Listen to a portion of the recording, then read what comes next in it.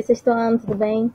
Hoje nós vamos dar início ao nosso capítulo 2, que está compreendido nas páginas 330 e 340. Nele nós temos os conteúdos Types of Housing, Parts of the House, Rooms of the House e There is e There are, ok? Então vamos lá. No primeiro tópico, Types of Housing, que são os tipos de casa, nós temos Apartment Complex, que é um complexo de apartamentos, certo? Nesse tipo de moradia, many families live here, que são várias famílias que moram neste local. Vocês podem perceber que são vários apartamentozinhos, ó, um do ladinho do outro, formando um complexo de apartamentos, certo? Próximo. Two families live in this duplex, one on the right side and the other on the left side. Então, nós temos aqui um duplex, ok? Então, vocês podem ver na imagem que é um duplex mesmo, como os nossos aqui, um em cima do outro e uma casa do lado da outra. Também podem perceber que elas são iguaizinhas, ó. Então, geralmente, são construções que são feitas todas juntas, bem parecidas, em forma de duplex, de cima e embaixo, ok? Próximo.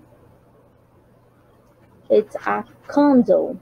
Condo é a abreviatura de condomínio, ok? Instead of renting an apartment, many people buy one in a condominium. Então, ao invés de alugar um apartamento, muitas pessoas compram um em um condomínio. Então, vocês podem ver aqui pelas imagens que é um condomínio de apartamentos. Então, em cada andar tem vários apartamentos, certo? Agora nós temos as cabins. The cabins are located in the woods. They are usually small. Então, as cabins são esses tipos de moradia, em que são localizados nas florestas, né, nos cantos que são mais arborizados. E geralmente elas são pequenas, certo? Então, vocês podem ver aqui nessas imagens exemplos de cabins. Nesse, nós temos as mansions. The mansions are very large and usually expensive. Então, como vocês podem ver aqui, são as mansões, mansions, certo? Então, elas têm vários cômodos, elas são gigantescas. Geralmente são localizadas em bairros de classe social mais alta. E elas são neste tipo aqui. Essa aqui é mais moderna e essa aqui é mais clássica. Agora nós temos a townhouse. The townhouse is one of a row of similar houses that are usually joined by a shared wall. It is also called a townhome. Certo? Então, a townhouse, elas são um conjunto de casas bem parecidas. Vocês podem perceber que nas duas imagens, todas essas construções são bem parecidas. Mas aqui, ó, são construções diferentes, apesar de parecerem a mesma, tá? Elas geralmente são compartilhadas com apenas uma parede. Então, uma parede separa cada uma dessas construções, tá? E além de ser chamada de townhouse, ela também pode ser chamada de townhome, ok? A skyscraper is a very tall building. Então, como vocês podem ver aqui nas imagens, nós temos prédios bem altos, com vários andares. E a gente costuma chamar eles de arranha-céu, ok? Próximo. Agora, como segundo tópico, nós temos parts of the house, que são as partes da casa. Nessa imagem, nós temos bridge, roof, chimney pot, chimney, satellite dish, wall, window, hanging basket, garage door, basement, driveway, fence, stairs, letterbox ou mailbox, bricks, door e balcony, certo? Então, aqui é a tradução de cada uma delas. Eu tenho bridge, que é essa pontinha aqui do telhado, exatamente nesse local que une as duas pontas do telhado, tá? Então, O local que une esses dois lados é chamado de bridge. Roof, que é o próprio telhado. Chimney pot e chimney, que se refere à chaminé. Satellite dish, que é a antena de satélite, né, antena parabólica. Wall, que é parede. Window, janela. Hanging basket, são essas cestas que a gente pendura de decoração na casa. Garage door, a porta da garagem, né? Basement, que é o porão. Driveway, é esse caminho da garagem. Stairs, são as escadas. Balcony, é essa varanda. Door, porta. Bricks, tijolos. Letterbox or mailbox, ela tem esses dois nomes, tá? Pode ser letterbox ou então mailbox, que é a caixa de correios, e a fence, que é a nossa cerca. Agora, fracionando esse conteúdo de rooms of the house, nós temos o bedroom. Bedroom. O bedroom é o nosso quarto, tá? Neste quarto, nós temos dresser, pillows, double bed, hanger, ok? Dresser é como se fosse a nossa cômoda, certo? Que a gente utiliza para guardar coisas. Pillows são os travesseiros. Double bed pode ser a nossa cama de casal, ou então aquela cama dupla que a gente puxa embaixo. E tem o hanger, que é o cabide. No próximo nós temos o bathroom. Bathroom.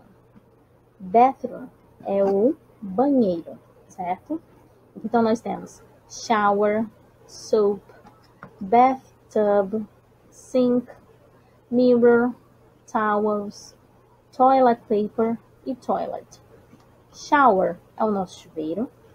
Soap é o sabonete ou sabão. Bathtub é a banheira. Mirror, espelho. Sink, pia. Towels, toalhas. Toilet paper é o papel higiênico. E toilet é o vaso sanitário. In the kitchen, nós temos fridge, drawer, tap e garage. Fridge é a geladeira, certo? Fridge. Drawer são as nossas gavetas, aqueles móveis que tem várias gavetas que a gente utiliza para guardar os utensílios, certo? Tap é a torneira. O lixo, garbage. Então nós temos silverware, que são os talheres, e os plates, que são os pratos. Então, silverware e plates.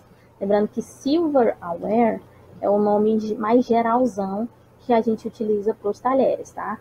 Garfo, faca, colher tem um nome específico, mas o jogo de talheres é silverware.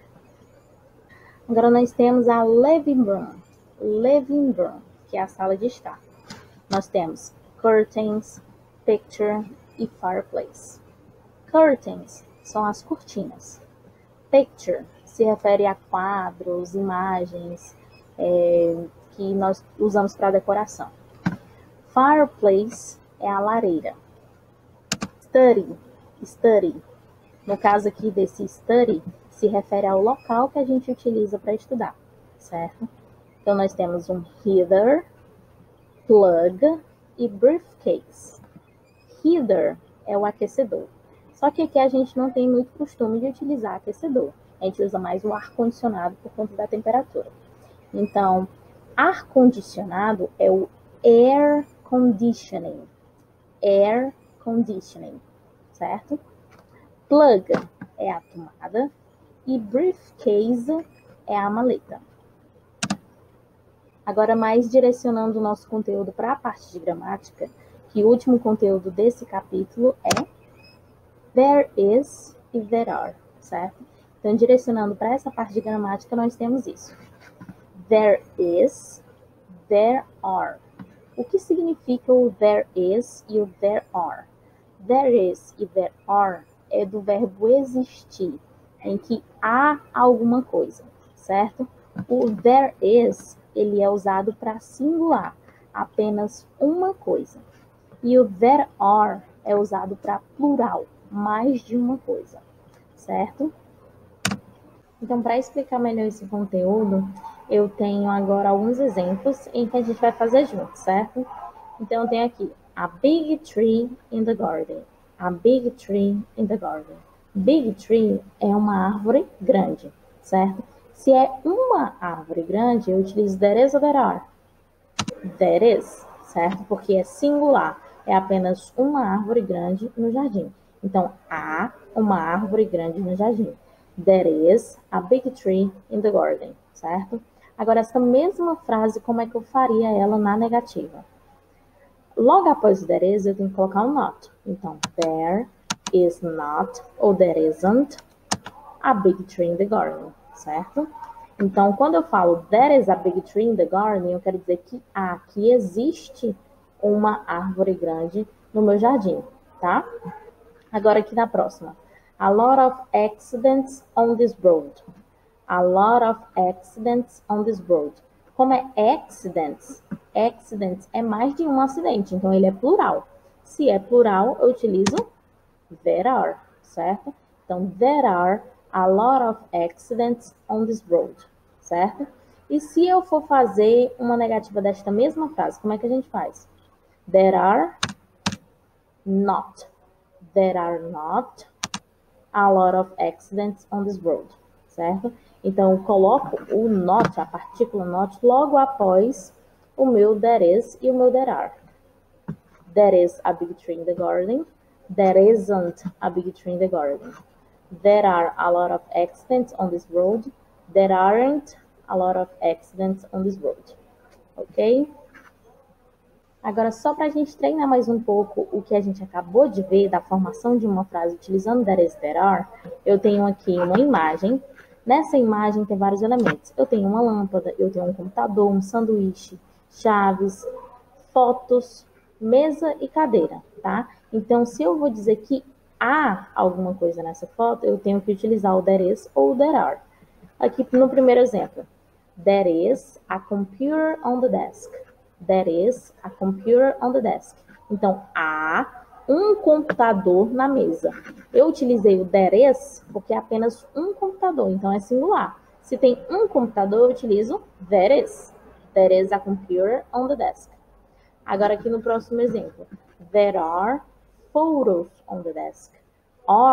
There are, ele é utilizado para plural. Então, se eu falo there are photos on the desk, eu quero dizer que há fotos na mesa, porque é mais de uma foto, ok? Agora, se eu for utilizar a negativa, como a gente utilizou no slide anterior, eu tenho there isn't a cell phone on the desk. There isn't, eu quero dizer que não há. Se eu digo que não há nenhum telefone na mesa, eu olho para a imagem e confirmo isso, não tem nenhum telefone. Então, se não tem, eu utilizo there isn't, porque cell phone, ele é singular. Então, there isn't a cell phone on the desk, certo? Agora, alguma coisa no plural que não tem na mesa. There aren't any books on the desk. There aren't any books on the desk. Então, não há nenhum livro na mesa, certo? Livros no plural. Então, se são livros, eu utilizo there are por conta de ser plural. Beleza? Espero que tenha dado para visualizar melhor esse conteúdo, tá? Lembrando que there is, singular, there are, plural. Negativo, eu só coloco not logo após o there is ou o there are, ok? Prestem bastante atenção nisso. Espero que vocês tenham gostado, espero que vocês tenham compreendido. Não esqueçam de estudar o capítulo do livro físico, no livro digital também. Assistam a aula, vejam o livro, façam anotações, grifem, anotem as dúvidas, que aí quando for nossa live a gente tira elas, tá bom? Então é isso. Obrigada por assistirem. See you next time.